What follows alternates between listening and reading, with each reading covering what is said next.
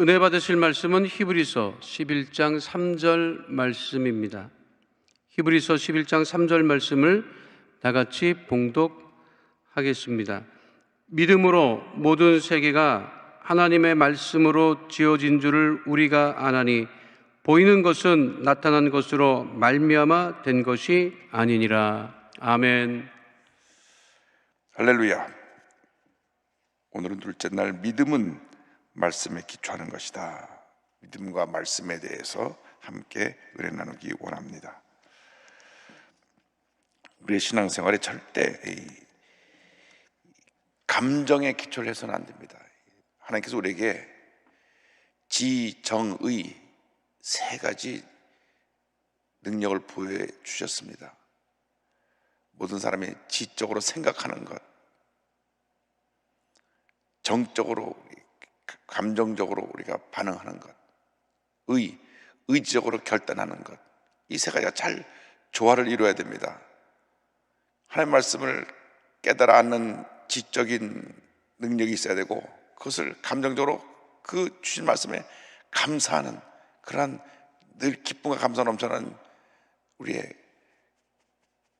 정적인 모습이 있고, 그 다음에 그것을 의지적으로 결단으로 행동으로 옮겨나가는 의의 벽인 면, 지적의 이 세 가지가 잘 조화를 이루어야 되는데, 감정에만 치우치면 기분이 좋았을 때는 막 천국에 갔다가 기분 나빴을 때는 지옥에 떨어지고 혼자 올라갔다 내려갔다 올랐다 내려갔다, 그 신앙생활에 문제가 많게 되는 것입니다.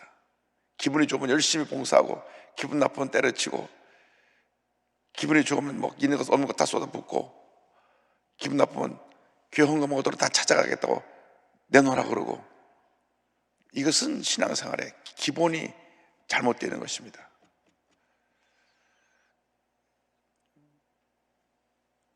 제가 워싱턴 사역할 때 옆에 교회 집사님이 저희 교회로 전화를 했어요. 목사님께 상담도 이렇게 있다고. 그래서 아니, 담임 목사님께 상담해 줘야 옆에 교회 목사님한테 상담하냐. 그러니까 아니, 담임 목사님한테 절대 말씀 못 드린대. 제가 그 교회 오래 다녔고 교회 중직인데, 어느 날 마음이 낙심돼서 가만 보면 구원을 못 받은 것 같아요. 구원을. 그래서 너무 낙심돼가지고, 야, 내가 교회를 이렇게 10년 이상 다녔는데 구원을 못 받아갖고 지옥 가겠구나. 그러다가 다시 어느 날 교회 와서 예배드리고 마음의 기쁨이 다시 회복되면, 아, 이제 천국 가겠구나. 그래서 어느 날은 구원 받은 것 같고 어느 날은 구원 받지 못한 것 같다. 그래서 목사님께 물어봅니다.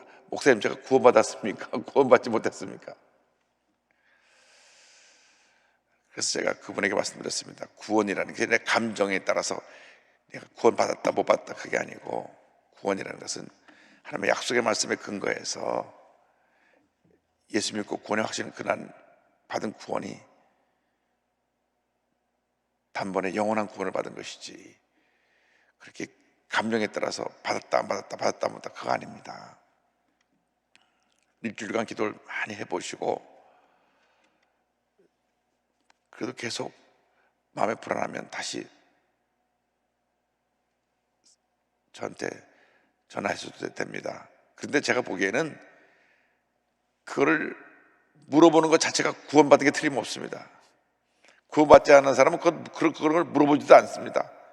당신이 저한테 그걸 물어보는 거 보니까 구원받았기 때문에 그걸 물어보는 것이지, 감정에 따라서 이렇게 흔들려서 물어보는 것이지, 구원받은 게 틀림없습니다. 그날 이후로 다시 전화는 안 왔습니다.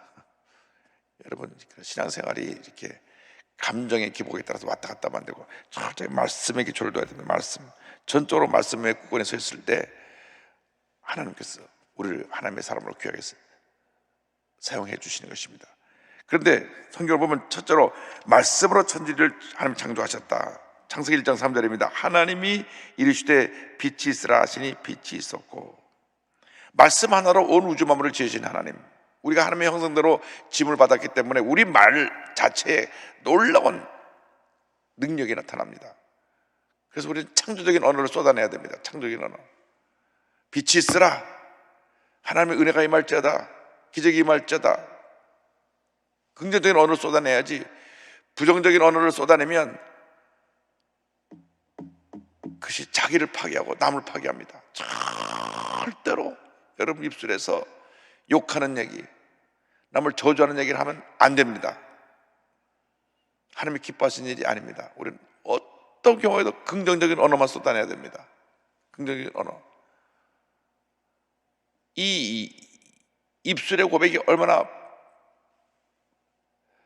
놀라운 능력을 나타내고 있는 것을 우리가 잘 모르고 함부로 입술을 열어서 사람의 심령을 파괴하고 그 악한 말을 통해서 유명한 연예인들이 견디다 못해 자살을 하고 이런 일들이 생겨납니다.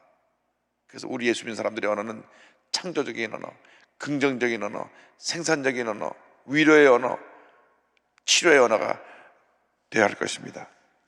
예수님께서 그 귀신 들린 아들을 데려온 아버지가 하실 수만 있으면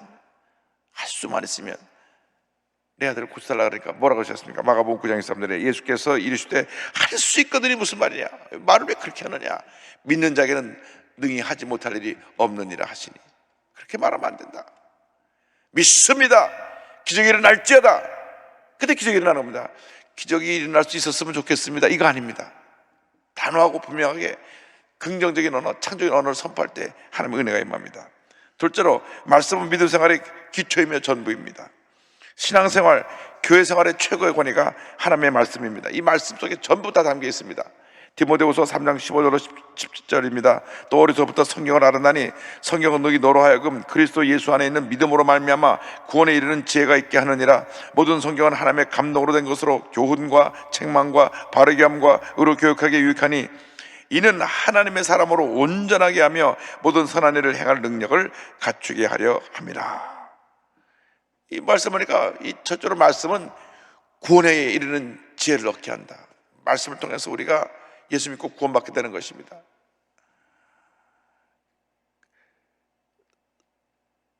성경을 연구해서 하나님 없다는 것을 증명하려고 하다가 예수 믿게 된 사람이 많이 있습니다. 하나님이 이 성경 말씀 속에 구원의 비밀을 담아 놓으셨기 때문에 말씀을 읽다가 영의 눈이 떠지면 예수를 믿게 되는 것입니다. 그래서 우리가 일상 살아가는 동안 이 말씀을 늘 묵상해야 되고, 믿지 않는 사람들이 말씀을 가까이 대할 수 있도록 자꾸 저들을 권면해야 됩니다. 그래서 처음 예수를 믿은 사람들에게는 요한복음부터 성경 말씀을 읽게 하는 게 제일 좋습니다. 창세기부터 구약을 읽을 때는 별 문제가 없는데 신약 마태복음을 읽으면 낳고 하니까 1장을 못 넘어갑니다. 그래서 이 성경을 통해서 구원에 이르는 지혜를 얻게 하고, 이 말씀은 성령의 감동으로 된 것이다. 말씀이 성령 받은 분들이 성령의 감동으로 기록한 것이기 때문에 우리가 늘 읽을 때마다 성령의 감동이 우리에게 올 때 말씀이 제대로 해석되는 것입니다. 그 말씀은 교훈과 책망과 바르게 함과 의로 교육하기에 유익하다. 말씀을 우리를 바로 된 하나님의 사람으로 바른 길을 가도록 우리를 이끌어 준다는 것입니다. 셋째로, 말씀은 하나님의 사람으로 온전하게 하며 선한 일을 행할 능력을 갖추게 합니다. 온전한 하나님의 사람으로 만드는 것이 하나님의 말씀입니다. 그래서 철저하게 말씀 중심의 사람이 되어야 됩니다. 말씀과 기도가 합쳐질 때 놀라운 성령의 역사가 나타나게 되고, 성령의 역사와 믿음의 역사가 합쳐지게 될 때 위대한 하나님의 사람으로 쓰임받게 되고 교회가 부흥하게 되는 것입니다. 교회 부흥의 그 큰 축이 말씀과 기도, 성령과 믿음의 역사입니다. 이 두 축이 있으면 교회가 부흥합니다. 그래서 모든 성도들은 유효화를 막론하고 1년에 성경 1독 이상을 꼭 해야 됩니다. 매 3, 주 5 운동, 매일 3장 읽고 주일날 5장을 읽으면 성경을 한 번 읽습니다. 매 3, 주 5. 그건 성도들의 기본입니다. 영의 양식이기 때문에 매일같이 무조건 눈 뜨고 나서 기도하고 말씀을 읽어야 됩니다. 말씀이 삶의 일부가 돼야 되고 전부가 돼야 됩니다. 말씀 없이 살아가니까 늘 신앙생활에 문제가 있어요. 재직들은 기본 이독입니다. 이독. 하루 매일 5장 운동. 매일 5장. 5장 아무것도 아닙니다. 5장. 5장. 그 다음에 조금 욕심을 내면 매일 10장 읽으면 1년에 4번 있으면 10장. 매일 10장 읽으면. 그동안 내가 너무나 성경을 많이 밀렸다. 참 하나님 앞에 부끄럽다. 그러면 내가 하루 10장을 읽어야 되겠다. 돌아보니 너무나 성경을 안 읽어서 내 신앙의 나이만큼 성경을 읽어야 되는데 내가 50년 믿었으면 50독은 했어야 되는데 아이고 부끄럽다. 더 읽어야 되겠다 하는 분들은 하루 20장 읽으면 6독. 아이고 난 더 읽어야지. 내가 예수 믿은 지 65년이니까 65독은 해야 되는데 지금 5독도 못했으니까 한 달에 한 번씩 읽다 그리고 천국 갈 때까지 최소한도 내 나이는 채워야 되겠다 하시는 분은 하루 40장. 그럼 한 달에 1독. 1년에 12번 읽어요. 근데 그렇게 어려운 건 아닙니다. 하루 40장 읽는 게 어려운 건 아니에요. 제가 새벽에 일어나서 보통 성경 15장 정도 읽는데 그렇게 시간이 많이 걸리는 건 아닙니다. 새벽에 좀 집중하기가 어려워서 레위 같은 걸 내면 굉장히 좀 아침 새벽에 힘들어요. 그럼에도 불구하고 말씀을 읽고 또 읽고 또 읽고 또 읽고 또 읽어서 영적 재무장을 할 때 하나님 앞에 귀하게 쓰임 받습니다. 우리가 조심해야 될 것은 성경 말씀이 없는 것에 너무 관심을 갖고 있으면 안 됩니다. 성경 말씀이 없는 거. 근데 없는 얘기가 또 재미있어요. 천국과 지옥 얘기. 흥미로워요. 책이 얼마나 많이 나오는지 몰라요. 제가 책방에 가보니까 천국과 지옥 얘기가 이만큼 막 수십 건이 나왔어요. 한국을 한 번으로 휩쓸고 지났던 펄시 콜레 목사라는 분, 얼마나 많은 사람들이 모여갖고 막 천국에 대해서 열광했는지 모릅니다. 지옥에 대해서 얘기 듣고. 그런데 가짜 목사야.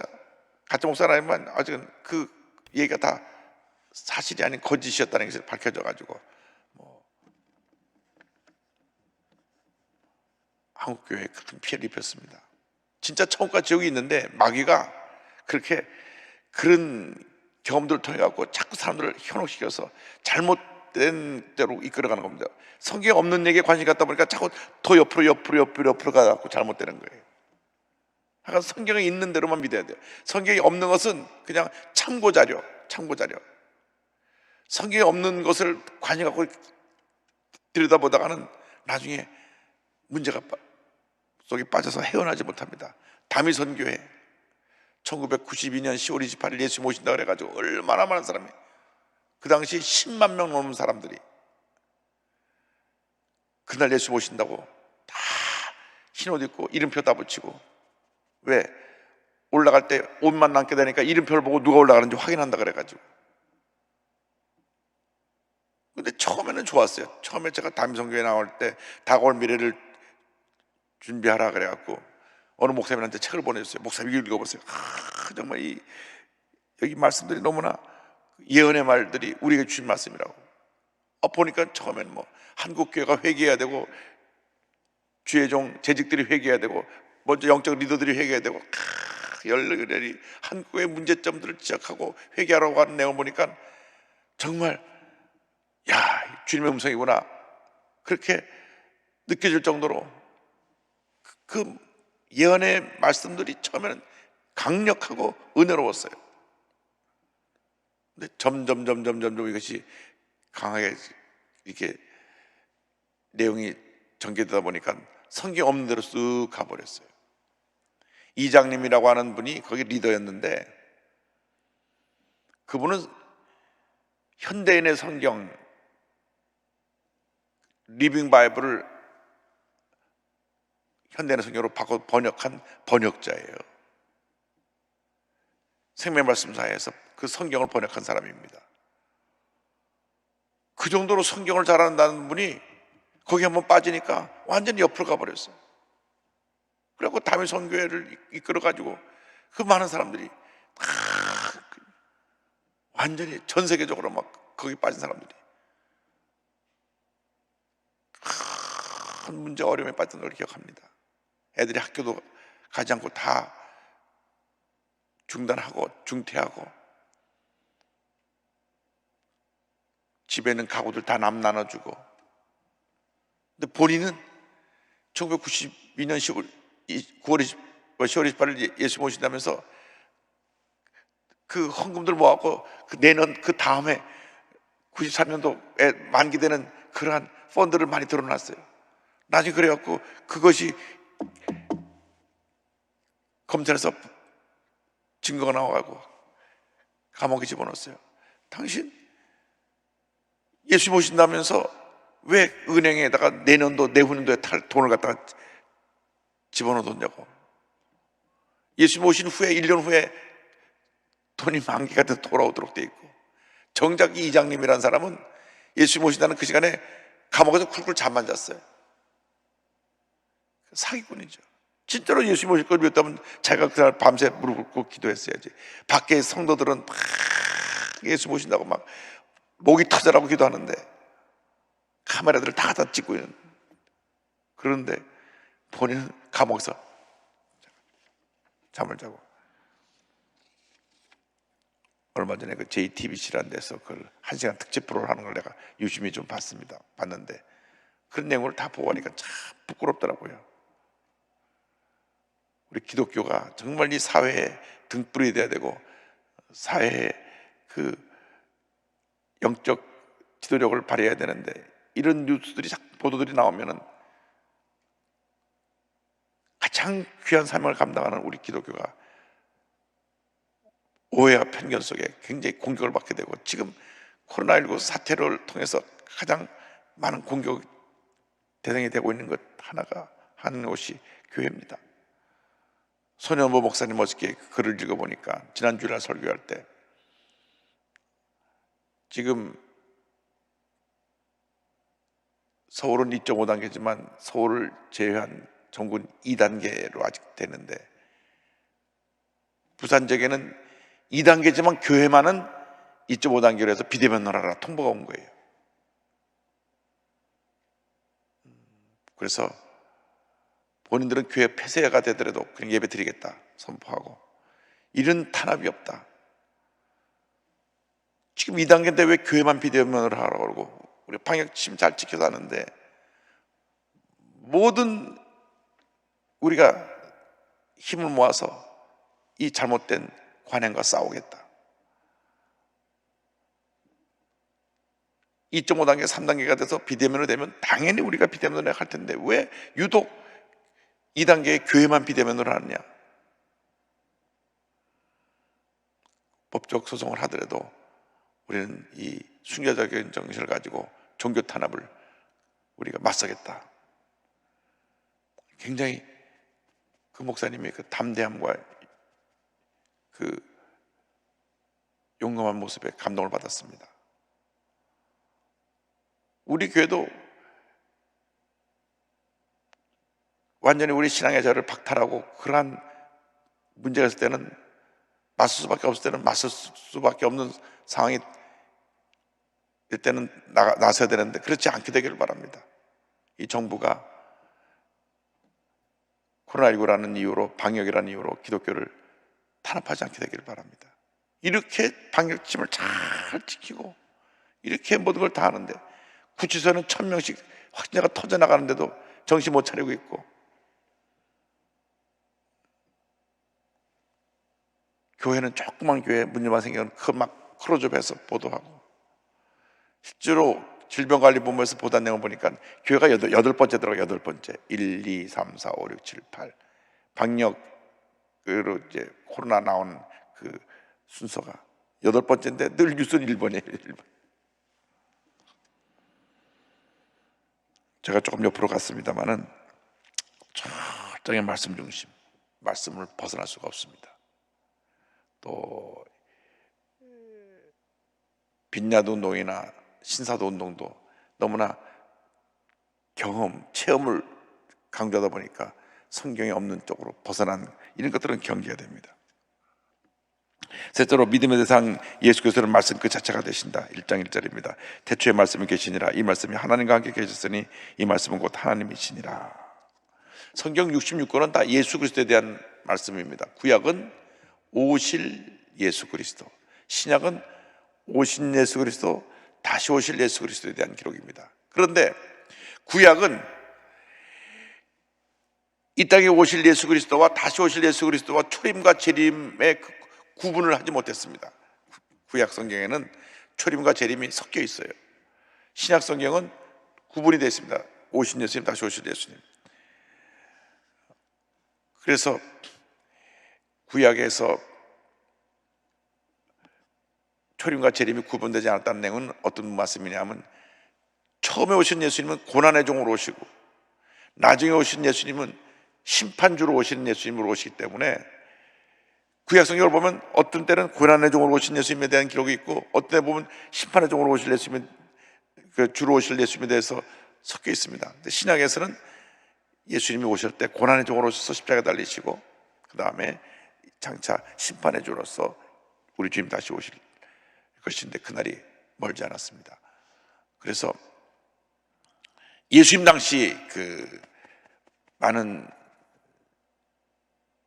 이스라엘 사람들이 구약 성경에 심판주로 오실 예수님 그 메시아만 바라봤어요. 그래서 로마의 압제에서 로마를 심판하고 우리를 건져줄 메시아, 그래서 예수님이 예루살렘 입성할 때 다윗의 자손 예수여 호산나 호산나 호산나 우리를 구원하소서 우리를 구원하소서 외친 것입니다. 그런데 가만 보니까 무기력하게 붙잡아가지고 채찍에 맞고, 우리가 믿고 바라보던 그런 메시아가 아닙니다. 그러니까 그 군중들이 싹 마음이 바뀌어가지고 십자가 못 박으라고, 아니 며칠 전에는 우리를 구원하라고 그러더니만 십자가 못 박으라고. 왜? 그들이 기대한 메시아는 구약의 심판주로 오시는 메시아, 강한 권세를 가지고 와서 악인을 멸하고 자기를 구원해 줄 그 메시아를 바라봤는데, 자기들이 눈앞에 비친 메시아는 무기력하게 채찍에 맞고 조롱당하시고 연약해진 모습, 붙잡혀가지고 끌려가는 그 모습. 그래서 예수님 당시 대부분 이스라엘 백성들이 메시아를 믿음으로 받지 못한 것은 그들이 메시아에 대한 생각을 구약에서 심판주로 오는 메시아만 바라봤기 때문에 그렇습니다. 그러나 이사야 53장을 보면 분명히 고난받는 종 메시아에 대한 기록이 나옵니다. 그래서 구약은 오실 예수 그리스도, 신약은 오신 예수 그리스도인데 이 내용은 예수 그리스도 한 분이라는 것을 우리에게 말씀해 주고 있고, 예수님이 우리의 신앙의 대상이 되시고 전부가 되신다. 히브리서 10장 2절입니다. 믿음의 주여 또 온전하게 하시는 이 예수를 바라보자. 그는 그 앞에 있는 기쁨을 위하여 십자가를 참으사 부끄러움을 개의치 아니하시더니 하나님 보좌 우편에 앉으셨느니라. 결론입니다. 왜 우리에게 성경을 주셨느냐? 예수 믿고 구원받기 위해서 성경을 주신 것입니다. 왜 우리에게 성경을 주셨느냐? 구원받을 뿐 아니라 하나님이 기뻐하시는 하나님의 자녀로 살기 위해서 성경을 주신 것입니다. 그런데 하나님의 자녀답게 사는 기준이 어디 있느냐? 예수님처럼 사는 것입니다. 예수님처럼 살면 됩니다. 예수님처럼 생각하고 예수님처럼 말하고 예수님처럼 행동하면 됩니다. 그것이 우리 그리스도인들의 삶의 모습이 되어야 합니다. 거기 모든 답이 있습니다. 이 성경은 창세기부터 계시록까지 예수님에 대한 기록입니다. 예수님, 창세기부터 계시록까지 모든 책에 예수님, 예수님, 예수님, 우리가 믿고 의지하고 바라보고 닮아가고 따라가야 될 그 모습. 왜 모든 문제가 생겨나느냐? 예수님처럼 살지 못해서 생겨나는 것입니다. 답은 간단합니다. 교회 모든 분규와 다툼과 소란은 왜 생겨나느냐? 예수님처럼 살지 못한 사람들이 인간의 모습을 드러내기 때문에 생겨나는 것입니다. 예수님이라면 어떻게 말씀하셨을까? 예수님이라면 어떻게 행동하셨을까? 우리가 말씀을 묵상하며 그렇게 살게 되기를 바랍니다. 그러면 하나님께서 우리 일생 동안 큰 은혜와 축복을 내려주실 것입니다. 할렐루야.